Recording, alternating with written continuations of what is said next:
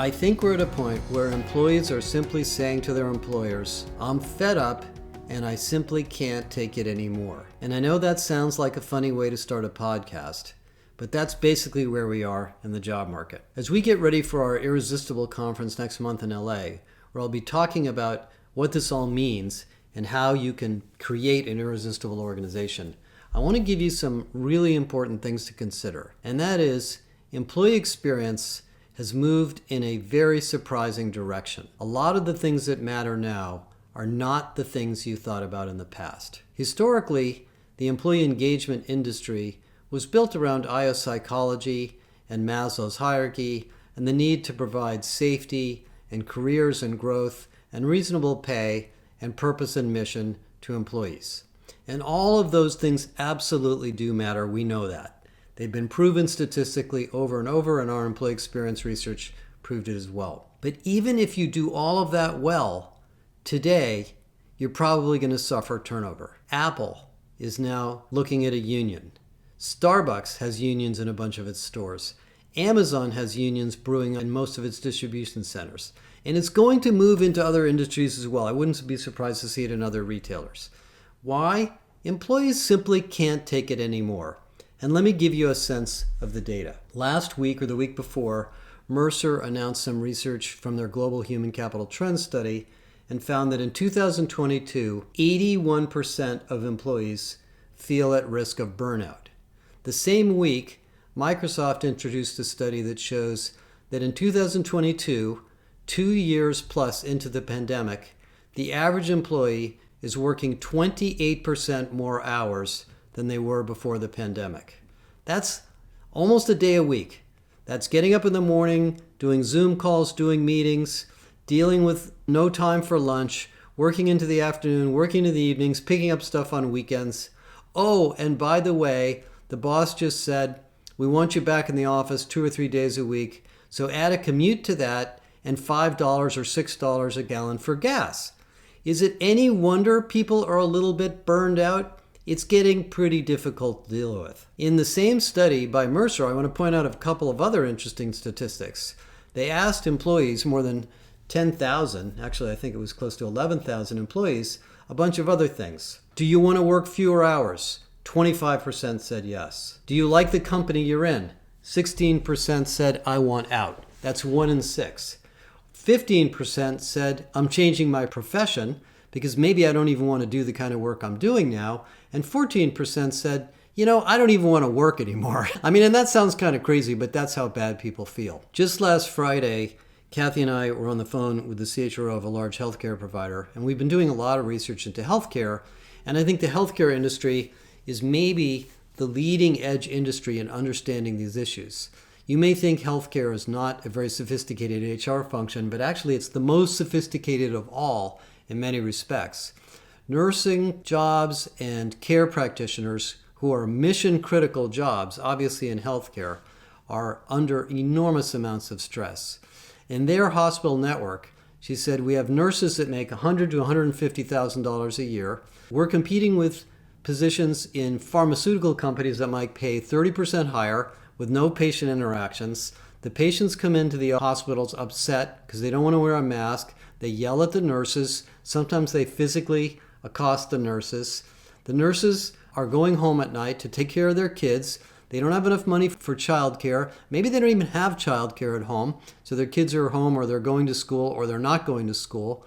They have student debts. It piles on, piles on, piles on. The turnover rate in the healthcare industry in some nursing populations is 60 to 70%. And by the way, that's the same kind of numbers Amazon is seeing too. The world of work has just gotten very difficult. And one more thing before I just pile on a little bit more. New research from the Edelman Trust Barometer shows that citizen trust in society, in government, in media is at an all-time low. In fact, the thing that shocked me the most is only 40% of Americans believe their life will be better 5 years from now than it is today. So here we are as employers, as managers, as HR people, as really well-intended professionals trying to build a great experience at work. And these are the stresses that our employees are facing. This is not your father's employee engagement survey. This is something different. This is a massive amount of new issues with pay, rewards, flexibility, healthcare, childcare, mental health, physical health, spiritual health, and just a feeling of caring that employees really, really need. Now, for most of us, and certainly for me, I was expecting 2022 to be a pretty good year. The pandemic is winding down. We were going to have a summer where we could go on vacation. The economy was doing reasonably well, and it still is. Let's kind of look at this as the roaring 20s when we all go back to work and have a good time. Well, now we have a war in Ukraine. We have inflation close to 9%, which is unprecedented. You turn on the news, the stock market is starting to crash. Interest rates are going up, and people are feeling this. So what do you need to do? Well, I don't want to give away all the secrets now because I'd like you to come to our conference and read some of our research about this.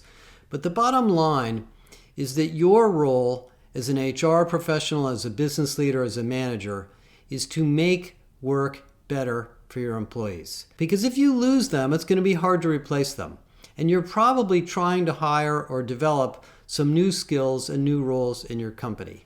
And all of these, what I call surprising factors that impact the employee experience, are here and they're real. They're not just something you read about in the New York Times. They're actually true. And your employees are probably talking about them quietly with each other, but maybe not to you. So the whole dimension of what we deal with at work is different. Now, I know we don't have a lot of time on this podcast to get into details, but let me summarize, and this is what I'm going to be talking about at our conference, is there's really 5 things you have to consider. Number 1 is the design of work and jobs.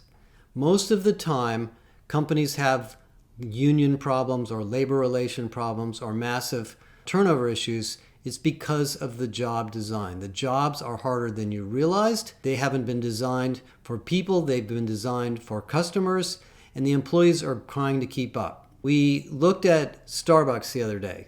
The average Starbucks cup of coffee has 50 options, 50. And the employees in Starbucks, who probably make minimum wage or slightly above, and are basically well paid for the roles they're in, have to deal with that steady stream of customers coming in. They also have to deal with mobile phone orders and internet orders that are coming in, with people walking into the store expecting them to be available. They have drive-through windows and an inordinately complex series of other products to stock and take care of. And the stores have not been staffed well because it's hard to hire people. And so employees are not happy because the customers are not happy. Why are the customers not happy? Not because the employees aren't well intended. It's because the job design of a Starbucks store probably wasn't designed for this much complexity. So that's number 1. You have to get involved in co-designing better jobs, better roles, better experiences with your employees. We just finished a massive study of organizational design, which you can read about on our website or join our membership program. And one of the things that comes out of that is only 1 in 10 organizational design projects involve the employees themselves. Those are the ones that succeed.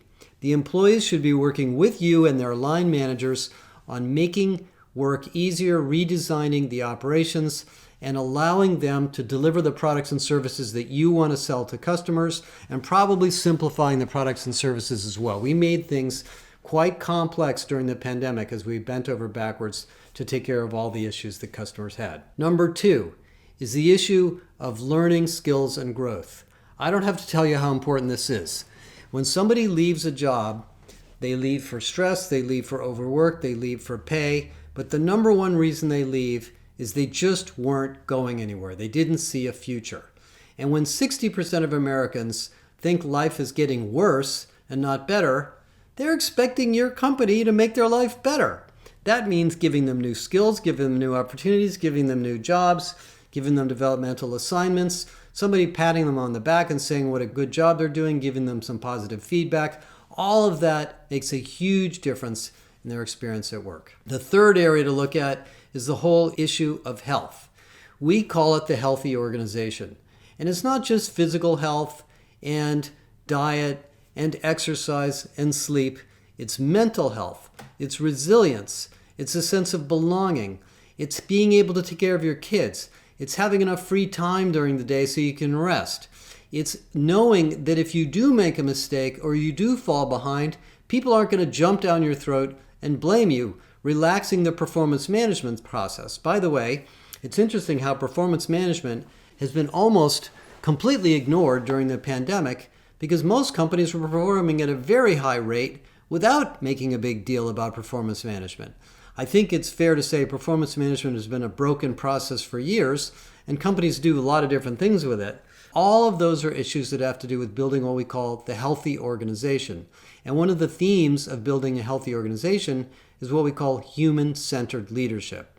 Teaching leaders, teaching managers, teaching supervisors that taking care of people and empathizing with people is probably the number one job they have. Number 4, the work culture. The work culture, the experience at work, the DEI experience, the fairness, the equity, the pay equity, the rewards are critical to your success in this environment. Yes, there is inflation.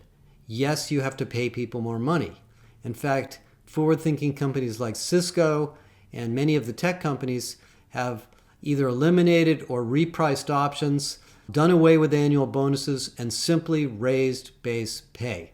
People want more money, and they want it now, especially young people. They're not willing to wait for a presumably valuable stock option when the stock market is dropping.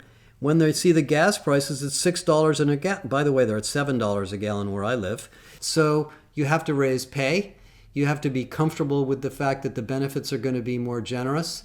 And the CFO is just going to have to deal with the fact that the margins might be a little bit lower, but ultimately, people are your product, so it's worth investing in. The final area of focus is in the area of purpose, mission, and trust of leadership. You know, as I go back and I look at that Edelman data again, and I realize the role that we play in people's lives, we are now, as business and HR people, playing one of the most important roles in our employees' lives.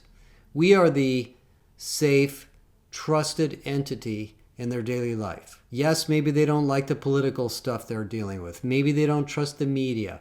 Maybe the government hasn't fixed the roads in their street. Maybe they're not getting enough money for Social Security. Maybe they're under mental stress because their kids are not doing well in school. It could be all sorts of things. But their job, their management, their leadership should be there to take care of them. And this sounds like altruism, and it sounds like it's not Milton Friedman's model of business, but let's just be honest here. Every business is dependent on people. The industry we're in, the culture, the real society we're in is the service economy. Even tech companies and manufacturers and trucking and distribution companies are in the service business. If you don't have a trusted, listening relationship with your employees, you're probably not able to grow. So those are the 5 things to think about. Work design and job design, growth, learning, and skills, the ability to create health in all of its aspects, fair pay and rewards, and trust.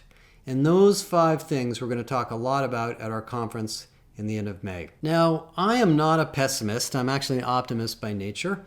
And I would venture to say that a lot of the pain we're feeling right now will subside over time, but it doesn't happen by itself.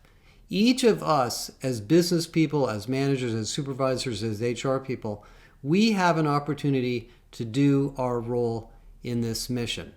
One of the things I also found out, by the way, and somebody did an analysis that said that 98% of HR professionals are burned out too. So I would suggest one thing you can do is take good care of yourself. Take care of your HR team. Spend a little time keeping up on what's going on in the profession. Give yourself a little bit of time to talk to your peers and do something good for your employees.